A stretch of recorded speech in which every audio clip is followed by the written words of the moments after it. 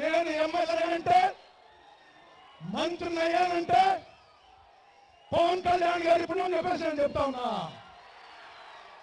2014లో వాళ్ళు తెలుగుదేశం పార్టీకి మద్దతు ఇవ్వబట్టే నేను ఎమ్మెల్యే అయ్యాను, మంత్రి అయ్యాను.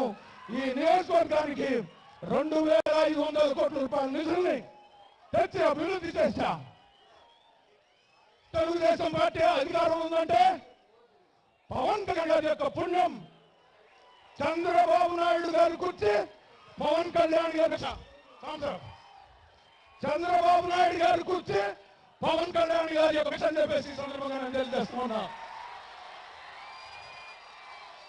2014లో పవన్ కళ్యాణ్ గారు మద్దతు ఇవ్వకపోతే తెలుగుదేశం పార్టీ చిత్తుగా ఓడిపోయేది, ప్రతిపక్షంలో ఉండేదని చెప్పేసి నేను తెలియజేస్తా ఉన్నాం. మేము ఎమ్మెల్యేలయ్యాం, మంత్రులమయ్యాం, చంద్రబాబు నాయుడు గారు ముఖ్యమంత్రి అయ్యారు. అదంతా కూడా జన సైనికుల త్యాగం, పవన్ కళ్యాణ్ గారి యొక్క ఆదేశం. అయితే ఇవాళ రాష్ట్రంలో ఎక్కడ చూసినా అవినీతి, ఎక్కడ చూసినా అరాచకం, ఎక్కడ చూసినా దోపిడీ, ఎక్కడ చూసినా దౌర్జన్యం. కర్నూలు జిల్లా నుంచి వేలాది మంది ప్రజలు ఈ నియోజకవర్గానికి వచ్చి పొట్టకూటి కోసం కూలీ పని చేస్తున్నారు.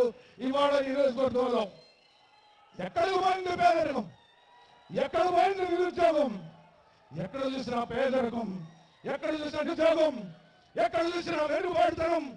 ఈ 2 కుటుంబాల పరిపాలన పోతే తప్ప ఈ రాష్ట్రం బాగుపడదు. పవన్ కళ్యాణ్ గారు ముఖ్యమంత్రి అయితే తప్ప ఈ రాష్ట్రం బాగుపడదు. మీకొక శుభవార్త. ఇందాక ఏటుకూరులో వేలాది మంది పవన్ కళ్యాణ్ గారు వేలాది మంది ముందు శపథం చేశారు, ఒక వాగ్దానం చేశారు. మళ్ళా ముఖ్యమంత్రి అయిన తర్వాతే మన నియోజకవర్గానికి అడుగు పెట్టబోతున్నారు. అది ఇంకొక 2 నెలలు మాత్రమే. ఇంకొక 2 నెలల్లో పవన్ గారు ముఖ్యమంత్రి అవ్వడు, మన నియోజకవర్గంలో అడుగు పెడతాడు. ఏటుకులో అడుగు పెట్టి ఇక్కడికి వస్తాడు. ఇది భగవంతుని తలరాత. దీన్ని మార్చే శక్తి, దీన్ని మార్చేటువంటి యుక్తి ఏ శక్తికి లేదు, ఎవరికి లేదు. అరచేతితో సూర్యుడిని ఆపటం కష్టమేమో కానీ, కష్టం కాదేమో కానీ పవన్ కళ్యాణ్ గారు ముఖ్యమంత్రి కాకుండా ఆడే శక్తి ఎవరికి లేదు ఈ రాష్ట్రంలో. మిత్రులారా, మన పాలిట రక్షకుడు, మన పాలిట బలమైనటువంటి శక్తి, మనల్ని ఈ రాష్ట్రంలో ఉన్నటువంటి సమస్యలను పరిష్కారం చేసి వీటితో ఉమేక్షలు చేయడానికి వచ్చినటువంటి వ్యక్తులు. ఒక్క విషయం చెప్పి నేను ముగిస్తా. సార్, తెలుగుదేశం పార్టీలో నేను ఎమ్మెల్యేగా, మంత్రిగా ఈ నియోజకవర్గానికి 2500 కోట్ల రూపాయలు తీసుకొచ్చి అభివృద్ధి చేస్తే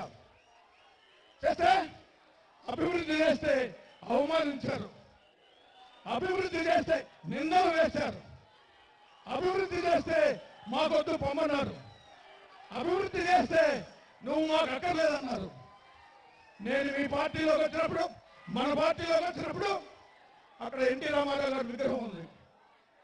నేను జనసేన పార్టీలోకి వచ్చిన రోజున ఎన్టీ రామారావు గారి బొమ్మకి పాలాభిషేకం చేసి యావత్ దళిత జాతిని అవమానించారు తెలుగుదేశం పార్టీ కార్యకర్తలు.